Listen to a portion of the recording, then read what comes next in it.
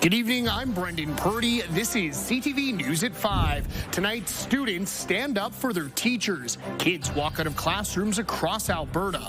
Plus, animal rescue. Hundreds of animals are saved from an animal rescue agency northwest of Edmonton.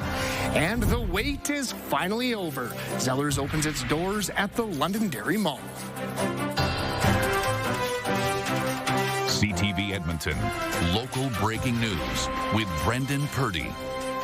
Thanks for joining us. Thousands of students from dozens of schools across our province walked out of class today in protest of Bill 2. The legislation uses the notwithstanding clause to impose a contract and force teachers back to the classroom. As CTV's Evan Kenny reports, students say their schools need to change. On the second day back to school, hundreds of students walked out rallying at the legislature in support of their teachers. We are the future of Alberta. We are the future workers. We're the future doctors. We're the future lawyers. They need to hear us. They need to see us. They need to listen. These students say they know what issues schools are facing because they're in the classrooms every day. I'm rushing to class just to get a desk. I shouldn't have to come to class early to get a desk. I urge the government to just spend like a week in the schools and see what's going on. What do you want? When do we want it? Now! Across the city at the Alberta Teachers Association building, many students say the same. We just really want to show our teachers that we see them and we support them and we're not standing for this injustice that they're going against. We stand with students all over Alberta, from elementary to grade 12. Legislation forcing teachers back to school was passed early Tuesday morning using the notwithstanding clause. The province said this was to ensure no further harm is done to Alberta students. We have 740,000 students. I know there were a couple hundred here today, but I think the vast majority want to continue on with their schooling and return to normal as best as possible. In a statement, ATA President Jason Schilling says students are the ones who are directly affected by what's going on in classrooms. Organizing walkouts shows how much they care about their own education. Evan Kenny, CTV News, Edmonton. A strike vote is underway for more than 16,000 Alberta healthcare workers. The group of workers include licensed practical nurses and healthcare aides. Contract talks between the Alberta Union of Provincial Employees and Alberta Health Services broke down earlier this month. The union is asking for increased wages to reflect an increased workload. We're talking about a public service that is being underfunded for years, and currently in a chaotic situation, and that's why our members have had enough, and they're ready to take their fight to the street if this government doesn't recognize the importance of the work that they do. AHS says it respects the collective bargaining process and it remains at the table, committed to negotiating a fair and reasonable agreement. An animal rescue agency in Valley View has surrendered hundreds of cats and dogs to the RCMP. Police describe the animals as needing urgent help because they were living in extremely poor conditions. They say it could be a case of animal cruelty. CTV's Jeremy Thompson is covering the story for us and joins us live in studio with more details. And Jeremy, this was a large-scale rescue operation. Yeah, Brendan, RCMP in Valley View tell me it was weeks in the making as they investigated allegations of animal abuse at a facility that was operating as a refuge. Valley View is about 3 hours northwest of Edmonton. Police are not naming the shelter as charges have not been laid yet. They do tell CTV with so many animals in need of medical treatment and transport, they needed help from more than a dozen animal welfare agencies. Making sure that there was vets to check all these animals before they went to the other shelters, and then these animals had other locations to go to that were safe and where they could recover as well.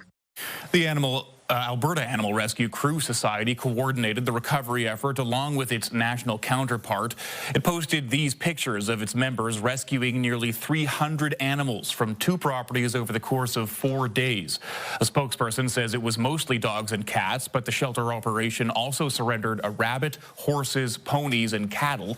She can't give many details about the living conditions or medical needs of the surrendered animals because it's an active police investigation, but describes conditions as extremely poor. Kaylee McClellan says workers had to euthanize several animals on site because of the distress they were in. It's really unfortunate to see a lot of people go into rescue with the best of intentions, and it's unfortunate to see when these are the situations that we come out with. It's tough. The dogs and cats are being taken care of by various animal welfare agencies across Alberta. ARCS has a list of them on its website if you're interested in adoption. McClellan says most will go to foster homes first to help address any behavioral or trust issues they may have.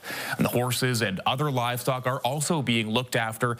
They'll be either adopted or sent to a sanctuary. RCMP say charges against the Valley View shelter owners are pending approval. Brendan. Thank you for that, Jeremy. Our Jeremy Thompson live in studio for us this evening.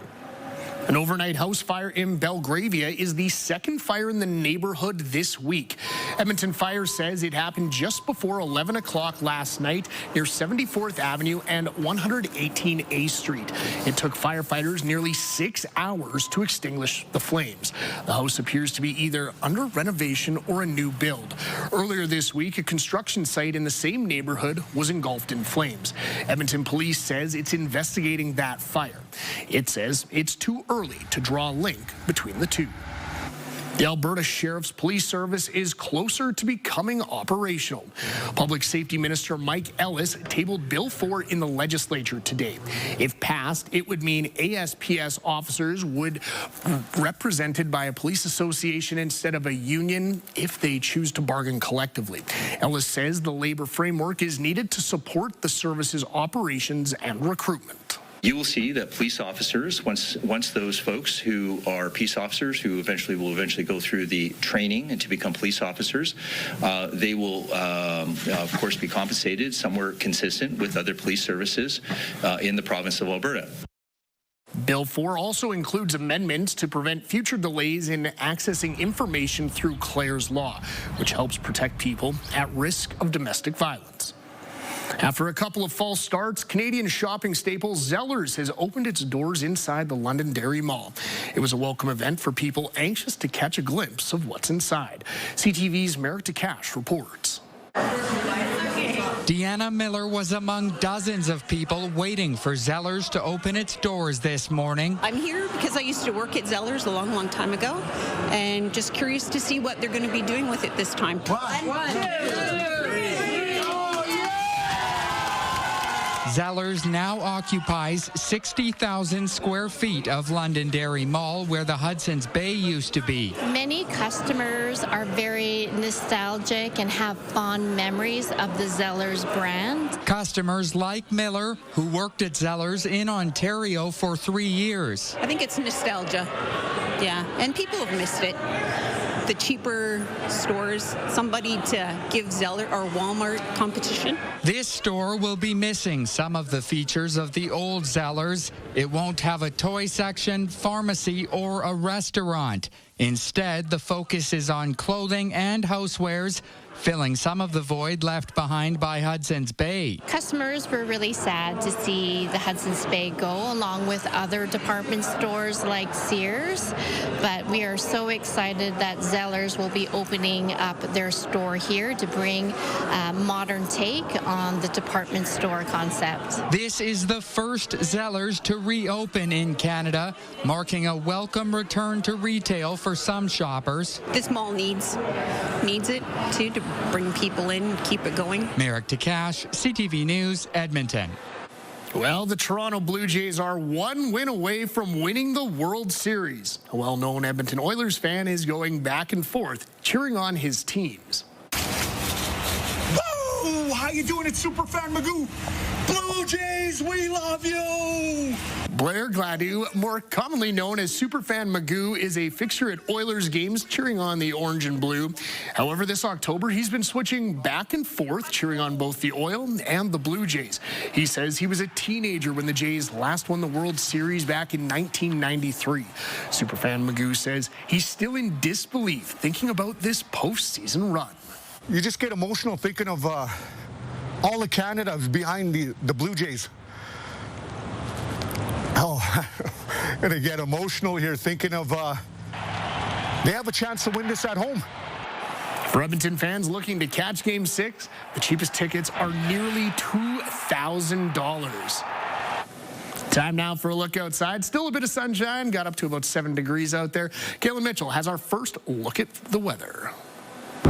Thank you, Brendan. Well, I'm happy to be filling in today, especially because it gives me the chance to talk about some nice Halloween weather instead of what we're facing here on the East Coast, which is a lot of rain and wind coming in for tomorrow. Now, today for Edmonton and large parts of northern Alberta, pretty typical late October day. The average high temperature and low temperature, we were pretty close to those. It was a chilly start to the day and then cool in the afternoon. But let's talk about what's ahead of us. And we're sitting in a nice spot right now around Edmonton and large areas of Alberta because we do have a large area of high pressure that's sort of building in from BC, and it's going to help keep our weather conditions on the calmer side over the next 24 hours. So taking a look at that forecast, which of course will take us into Halloween activities for tomorrow. First of all, tonight we're going to be seeing clearing conditions as we make our way through this evening. Remains generally clear into the overnight. A lot of low temperatures tonight will be in the range of around -3 to -5 for the Edmonton and surrounding area. Light winds out of the south. Tomorrow in the forecast, we start off the day sunny, and then moving into the afternoon, it remains mostly sunny. Southeast winds, though, they start to pick up a little bit. It's going to become gusty as we make our way into the afternoon and evening hours. So think about that for your Halloween planning. While it is generally going to be fair weather conditions, it is going to be on the blustery side. And I'll have more details of the forecast just a little bit later on. Brendan. Thank you for that, Kaylin. Just ahead, Halloween for pets. Tips on keeping your pets happy and safe this Halloween.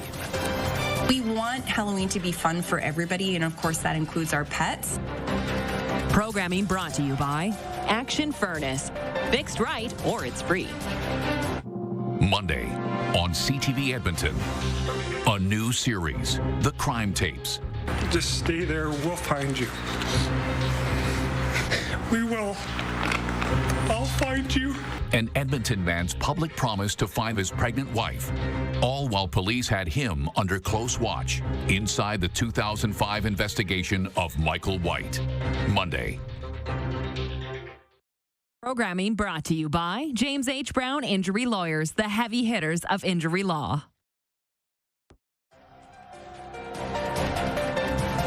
You're watching CTV News at 5. Welcome back. The countdown is on to Halloween, and local veterinarians want to make sure everyone in the family has a good time. CTV's Gates Guarin has more on how to keep your pets safe and comfortable on what could be a stressful night. Costume treat seekers will soon be going door to door to get their fill, but chocolate and candy left in reach of pets could end up doing some serious harm. There's a sugar molecule called xylitol that when ingested can cause severe low blood sugar in dogs, can even cause them to have a seizure. Veterinarian Marie Hollowaychuk says it's best to keep candy bags off the floor where curious dogs and cats can't get to them. That doesn't mean they can't have a Halloween treat of their own. Plain pumpkin, unpainted, unglitter, no wax. You can puree that and give your animal a little treat because that is what they like a lot. Candy isn't the only thing that could upset our pets. Costumes, decorations, and noises of people coming and going can be overwhelming. Brenda Leonard with Scars says the best way to help is by creating a safe space in your home. It's really best if you can keep your animals away from the door in a nice room, set them up with maybe TV or radio going and some treats in there until all the commotion is finished with. And if your pet is getting in on the costumes, find one that's lightweight and doesn't block their vision to keep them comfortable. If your pet is tagging along trick-or-treating, both Leonard and Hollowaychuk say to make sure they have ID and are chipped, and to keep dogs on a leash. We want Halloween to be fun for everybody, and of course that includes our pets. So we want this to be enjoyable. And remembering just a few tips can make Halloween not just fun for pets, but safe too. Gates Guarin, CTV News, Edmonton. After the break, reimagined ridings. Changes could be coming to the provincial electoral boundaries. It'll hurt the UCP a little bit because there's 2 new urban ridings in Calgary and another urban riding in Edmonton. Programming brought to you by James H. Brown Injury Lawyers, the heavy hitters of injury law. Friday Friday on your morning, we get you ready for what's shaping up to be a warm Halloween day. Plus, if you want some last-minute costume inspiration, Metal Band Guar will join ahead of their Edmonton show. Your Morning Edmonton, weekdays. Late October evening as we get a peek at downtown Edmonton, and heck, Halloween looking pretty promising too. Let's check in with Kaylin Mitchell, who has more information with your forecast. Yeah, thank you, Brendan. So as we make our way through tonight, some clearing conditions around the Edmonton area. It's going to be a chilly night in general for the province of Alberta. Most low temperatures tonight will be falling into a range of around -5 to -1, though with some southerly winds developing. Remember, those winds continue to get gusty through the day for tomorrow. In some cases, those temperatures will start to rise a little bit even before sunrise, and then rising through the day, of course, on Friday. Taking a look at our futurecast, so cloud cover and precipitation. There's that little bit of cloud cover that's currently holding on in around the Edmonton area, but we will see a lot of that clear away. Now, during the overnight, a fair bit of fog is expected to develop around eastern areas of Alberta. That's what's being represented here by this flat gray area.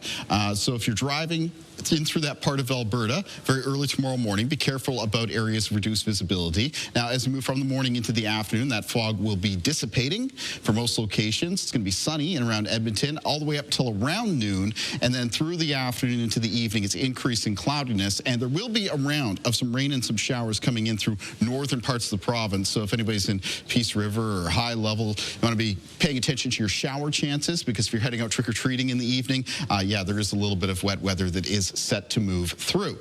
Taking a look at temperatures first thing in the morning. In a lot of cases, they're going to be sitting a few to several degrees below the freezing mark, so we do have that chilly start to the day. And then our forecast for tomorrow for our high temperatures in the north of Alberta, and they come up onto the plus side of the scale. We're looking at 6 degrees around High Level and 4 at Fort McMurray, 8 at Whitecourt, and 10 degrees in the forecast for Edmonton. Red Deer as well could squeak just into the double digits with a high temperature near 11 degrees, 9 at Calgary, and 12 at Medicine Hat. Taking a look at our 5-day forecast. A couple things I want to talk about here. So first of all, generally pleasant for Halloween this year. On the weekend, on Saturday, increasing cloudiness during the day, but a light mix of some rain and some snow Saturday night into early Sunday morning. That's followed by a mix of sun and cloud into the start of next week. Speaking of next week, here's a look at our 10-day forecast. And one of the days you really want to pay attention to over the next several is Thursday of next week, Thursday, November 6th. There's a potential for some moisture to come in off the Pacific combined with some colder air in place. Yeah, could be some snow. After that, it's some clearing and some colder temperatures for the end of that week and remaining chilly into the weekend. Brendan. Thanks for that, Kaylin. Changes may be coming to Alberta's electoral boundaries, and several central Alberta ridings could be affected. The interim report of the Electoral Boundaries Commission was tabled at the Alberta Legislature earlier this week. It suggests dissolving the Rimbey-Rocky Mountain House Sundre riding and splitting it amongst the 5 surrounding ridings. Those new ridings would be called Lacombe-Rocky Mountain House, Musquecheese-Wetaskiwin-Ponoka, Sylvan Lake-Innisfail, Mountain View-Knee-Hill, and Banff-Jasper. The province's 2 largest cities would also see changes, where Edmonton would gain 1 new riding, Calgary would add 2. One political analyst believes the political landscape would see a very minimal change. It'll hurt the UCP a little bit, because there's 2 new urban ridings in Calgary and another urban riding in Edmonton, but they still have 40 seats in rural, small town, small city Alberta. And in the last election, they won 37 of the 41 seats, with the NDP winning 4. These changes would go into effect for the next provincial election in 2027. Canada's summer tourism numbers have hit an all-time high thanks to an increase in Canadian visits. Crown Corporation Destination Canada says the industry brought in record-breaking revenues between May and August. It surpassed $59 billion. That's a 6% jump over last year. The majority of that comes from Canadian travelers. Our province is also looking at a 9% increase year over year. 2024 was record-breaking. We were pretty excited to see the numbers from last year, and this year we're really on track for another great season. So it's more than just the numbers, though. It's actually about what that is doing for the economy and how that's actually affecting people's businesses. So that means businesses are thriving. People are making money here. Destination Canada says national hotel occupancy is also up despite expanded supply in almost every major city. When we return, honoring loved ones, how Edmontonians are celebrating Day of the Dead. I used to do it with my grandparents, and now I'm doing it with my kids. Programming brought to you by Bucks Auto Parts. Rebuilt, recharged, ready. Learn more at bucksautoparts.com. Coming up on CTV News at 6, Ontario is looking at new energy corridor and pipeline from Western Canada, and how much baseball fans can expect to spend if they're making the trip to Toronto to catch the Jays win the World Series. Those stories and more on CTV News at 6 with Jeff Hastings. Members of Edmonton's Latino community are preparing to honor their loved ones this weekend during Day of the Dead. As CTV's Miriam Valdez-Carletti reports, a local mariachi band is using music to showcase the spirit of remembrance. These dancers and Mariachi Loco are gearing up to celebrate Dia de los Muertos, also known as Day of the Dead. I used to do it with my grandparents, and now I'm doing it with my kids, and that's how culture and traditions move forward. So we wanted to do it in our city. We've been spending so many months working, making everything, put everything together, and I'm just really excited to finally live it. The Mexican holiday is celebrated between November 1st and 2nd. It's a time to honor and remember loved ones who have died. It's not only, a great celebration, but it's also a way to heal those wounds as an immigrant as well, being so far away from home. The 9-piece ensemble is performing at Westbury Theatre on Saturday. Lead singer Areni Perez hopes to bring the Day of the Dead alive in the city through art.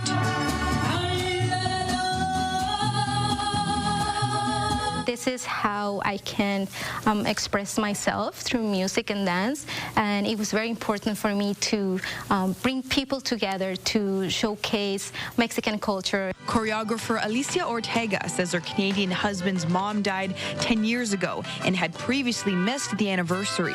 I told him not to be worried because that's why we have Dia de los Muertos, so we can remember all of them in a very loving way.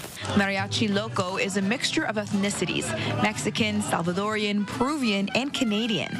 They hope their music connects the audience with their culture. They may not understand what we're singing about, but they do connect with the music, and that's what brings us together at the end of the day. Miriam Valdez-Carletti, CTV News, Edmonton. All right, that's all from us on this Thursday evening. Thank you so much for joining us. We'll see you back here tomorrow. Same time, same place. CTV National News is next.